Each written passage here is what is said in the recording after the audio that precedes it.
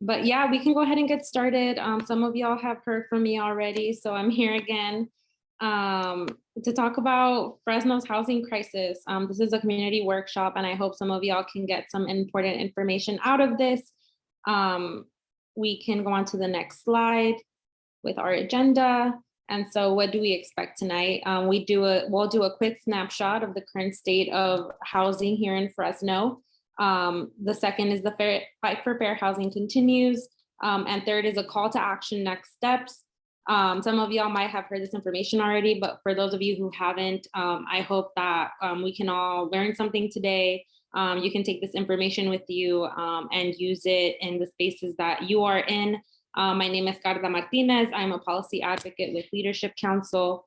And we can go ahead and get started. Next slide. So the fight for fair housing continues, right? And so what does fair housing mean when we talk about fair housing? Can we go on to the next slide? It means that everyone should have safe, accessible, and deeply and permanently affordable housing.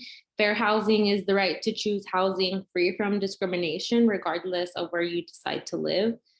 Currently, there are barriers, policies, and biases put in place that prevent equitable access to housing for everyone.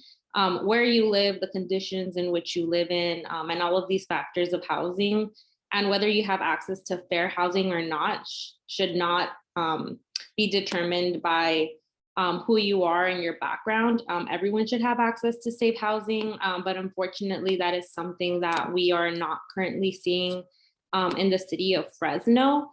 So this is a snapshot of the housing crisis in Fresno. In 2021, rents increased by 24% and continue to increase within this last year. The average 2-bedroom apartment now costs $1,420, which is too damn high, especially when wages are not rising at the same rate as rents. This is not only an issue that we're seeing in the rental market, but also in the housing market. Home prices continue to increase since 2019, about 30%, and now average $360,000. The Central Valley and Fresno, once considered affordable to a lot of the folks who live here, now see that owning a home might be out of reach for a lot of people here. Between 2019 and 2020, a lot of our unhoused population increased by 69%, keeping in mind that this number might be actually higher than 69%, as we didn't do a accurate census count during the pandemic. And it's also just very hard to get accurate counts among our houseless population. Fresno County has a 35,000 unit shortfall in affordable housing units. The county is not meeting the amount of affordable housing that they need to be developing in the region. There is a lack of quality housing. Fresno has some of the biggest slumlords in California, and there's a lack of protections for residents. So a lot of folks already are vulnerable to these slumlords, in addition to not having protections and also not knowing their rights. There's a lack of help for people going through a lot of these housing issues. In theory, there is a lot of help, but in practice, it is very difficult to access these resources and information and get the proper help, especially if you are not a native English speaker, don't have all the documents available that they are asking of you. And there's just a lot of red tape and flaws in the system to get any type of help for housing issues folks may be facing. And last, there's a lack of policies that protect and serve the renters of Fresno. Fresno and the Central Valley has some of the fewest protections put in place for renters. And that's why we're here today, because of these lack of policies and a great opportunity for the city of Fresno to implement stronger policies that protect renters and homeowners and would help the housing crisis here in Fresno. Next slide. So why are we talking about housing policies, right? Why are we here today? And so the city hired a consulting group called the Thrivance Group recently to analyze the risk of families who might lose their homes due to displacement. As the city of Fresno continues to grow and continues to develop, a lot of folks will become displaced if we don't act and put some preventative policies behind that, right? So they conducted a comprehensive community-driven research study, and that report is called Here to Stay. I can link it in a bit if you want to read the whole report, but it is an amazing report that identifies 46 policies and programs to prevent and diminish displacement. Of these 46 policies, there are top 10 recommendations that the Anti-Displacement Task Force suggested should be passed now rather than later. There are policies that can go into effect at a lower cost than a lot of other policies and can be implemented quickly and can go into action now. So this is one tool and one resource that the city has available and is a tool in their tool belt for them to implement and start to solve some of the issues that we're seeing in this housing crisis here in Fresno, and would really help homeowners and renters. Next slide, thank you. So I'm going to quickly go over some of these 10 recommendations. The top 10 recommendations that the Anti-Displacement Task Force recommended. Janine links the report in the chat if you want to go into more depth into each of these recommendations. But we'll just have a surface level understanding of some of these recommendations. So the first is rent stabilization or rent control, which basically limits the amount of rent that landlords are allowed to raise, and also limits how often they are allowed to raise them. For example, a lot of cities throughout California have rent control policies that only allow landlords to raise rents once a year, once every 12 months, and only at a certain consumer price index percentage. They can be as low as 3%, as low as 5%, but we've seen that they do help renters with these high rental increases that they're getting.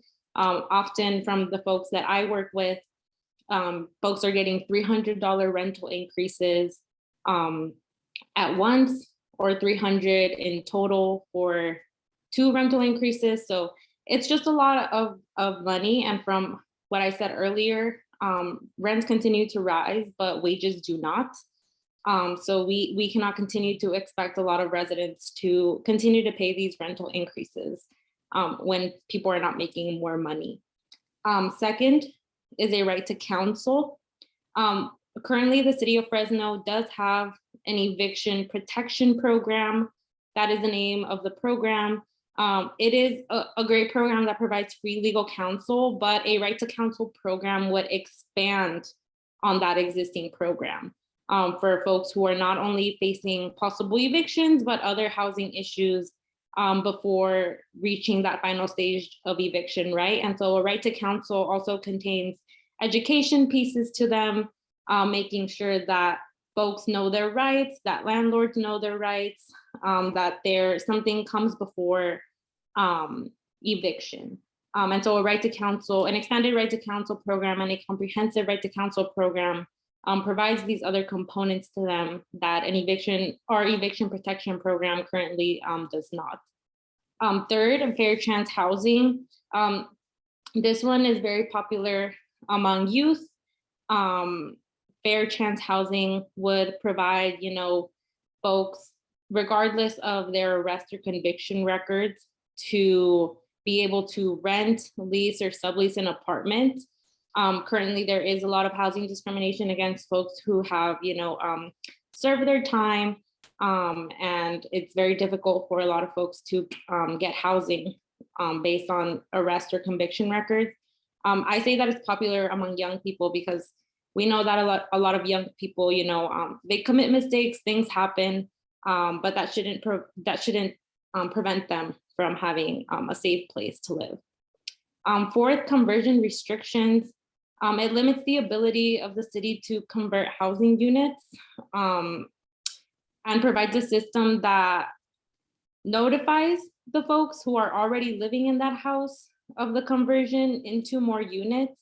And if that happens, It allows the existing residents to purchase that house or that unit first, before the city does or before someone else does, so that folks get to stay in their homes.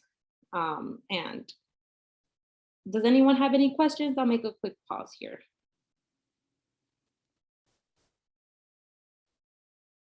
I have a question. Because I thought Assembly Bill 1482 was implemented as of January 1st of 2020, which within the state of California, especially in the city of Fresno, they have a rental rate increase cap at 8.3%. That's what I thought, that was something that was already, leveling out some of the rental rate increases. Yeah, Kara, and I'm glad you bring up AB 1482, because it's a law that unfortunately not a lot of people know about. I talk to folks who tell me they've increased my rent more than 8%, more than 10%. I'm just like, that's illegal. They're not allowed to do that. But unfortunately, we see that it continues to happen. Just because folks are not aware that this bill is put in place to help protect renters. And unfortunately, there are also a lot of limitations to AB 1482. Some of the rental properties here don't fall under that. And some folks, the way it's written, it's very nuanced. I'm not a lawyer, but we have had instances where folks are getting rental increases and that law does not apply to them. So while, yeah, it's great that, the state implemented AB 1482, and they can't raise it beyond 9% within the year. It just doesn't protect renters the way it's meant to. And a lot of folks are also, I also advise folks, you can write them a letter saying that they're failing to comply with AB 1482, but a lot of folks are scared.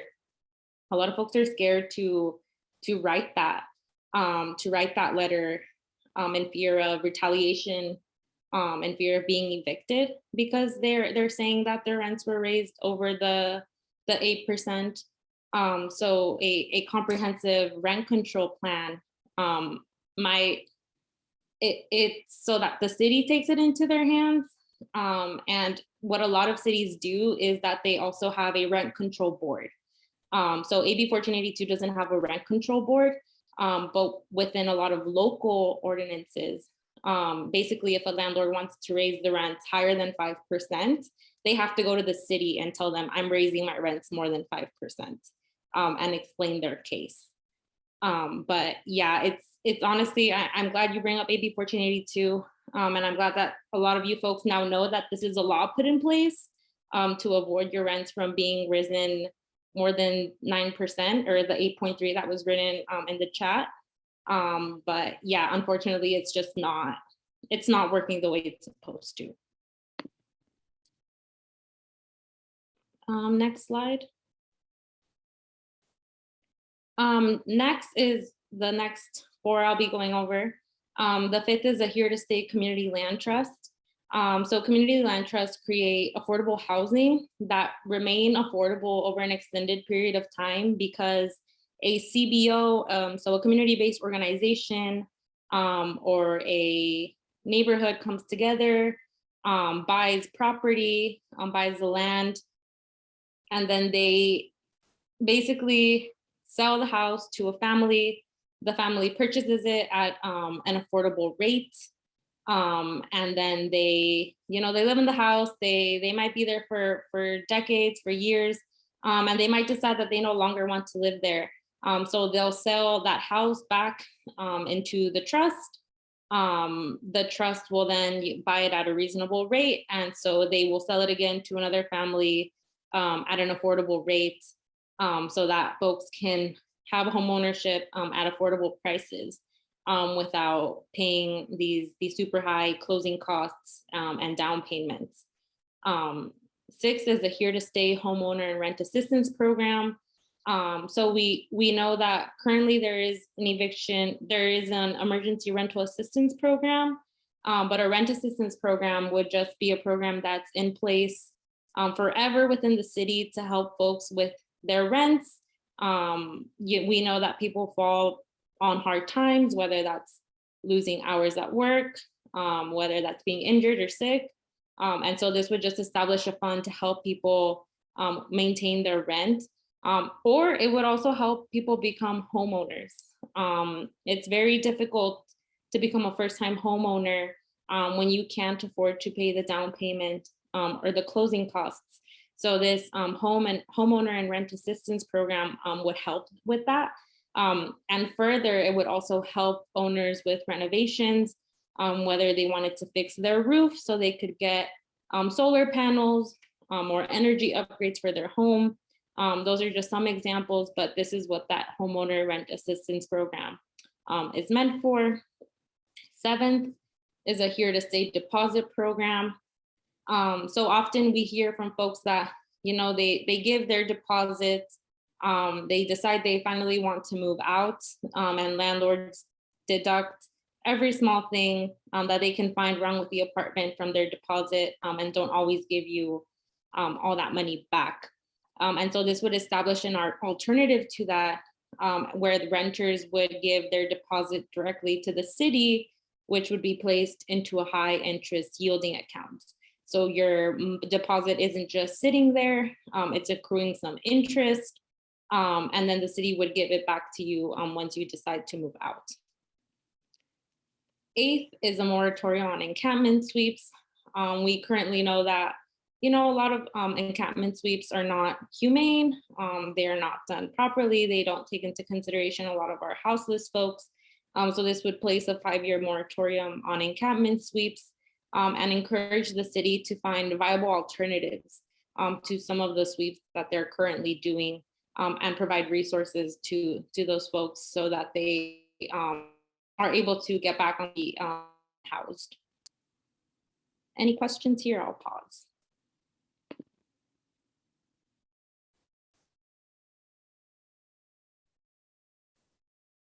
Thanks, Janine, for those resources. I will also put the eviction protection program here. And just as a preface, CC, so the Central California Legal Services and California Rural Legal Assistance does ask for a social security number. So if anyone in your household has a social security number, they can most likely help you. But I know a lot of undocumented folks have had trouble accessing those programs, but they are good resources for folks who have issues with housing. 9th is a public health impact report. So we already know that areas facing displacement also suffer from existing public health disparities. We most see this in Southwest Fresno or a lot of West Fresno. So new developments should only occur when a public health analyst report has been completed and shared with the public about what this new development could mean for the health of folks already living in those neighborhoods. 10th, the environmental justice and climate resiliency planning. So due to the vulnerability of Fresno already being exposed to climate change, we've experienced it, these extreme heat events, this cold weather that we're experiencing. It's critical that the city works on an environmental justice emergency management plan. It's a mouthful, I know, but it's to make sure that Fresno residents are protected in the event of natural disasters and extreme weather.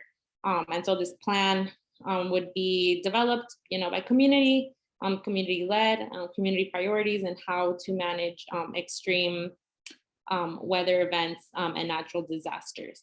But these are only 10 that I'm going over. There are 46 recommendations in total. They're all amazing. They're all great.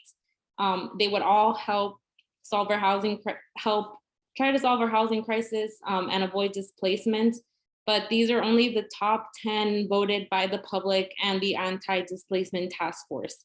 So these are the top 10 that the Thrivance Group did a survey on. They polled on it. These top 10 were ones that folks really wanted to see implemented now sooner than later. and could be implemented now sooner than later. So the city has these in their tool belt. They have the report. The report has been done since October. So it now has been about 4 months, and the city does not act on it. They are legally mandated to pass 3 of these policies. They can pass more if they want to, but this is a tool and a resource that they have to help a lot of renters and homeowners here in Fresno. Next slide. Are any questions before I keep moving? No? Okay, so why am I talking about these 10 policies? Why did I just go over all these policies? Well, because us, Leadership Counsel, Faith in the Valley, Power California, want to call all of you to a call to action for our #HousingForAll press conference demonstration. We are asking folks to join us in front of City Hall to show the city that the time is now. The city cannot keep ignoring renters, cannot keep ignoring homeowners, cannot keep ignoring the residents of Fresno who have been asking for solutions, who have been asking for policies to be implemented regarding safer, affordable housing. Folks continue to be kicked out, continue to have to move away from communities where they have lived in for years. And it's not fair. Folks should be able to live in the communities they desire and shouldn't be having a hard time finding new places to rent, shouldn't be paying these high rental increases every year, shouldn't have to live in these uninhabitable conditions just so they have a roof over their head. And so that's why we are here today. You know, we really want folks to show up, to use their voice, yeah, Janine, it doesn't have to be this way. Things can be better for folks. And so we want to have this press conference demonstration March 4th, 2022, sorry, at 11:30, from 11:30 to 2 p.m. In front of City Council in person. The address is there. We will have grocery boxes for folks who come by. We'll have t-shirts, food will be available. And we just want people to be there. So the city knows that this is not an issue affecting a handful of people. It is an issue affecting everyone in Fresno. And so I really hope we can see some of you there at this press conference demonstration. You know, please wear your masks, and we will try to socially distance as much as possible. But the city can't keep ignoring renters. It's just, I think we've waited long enough. I think a lot of us on this call have been affected by the housing crisis one way or another, whether we know it or not. And the pandemic has only exacerbated a lot of these conditions, and there still hasn't been any action to helping folks. And so next slide, Janine.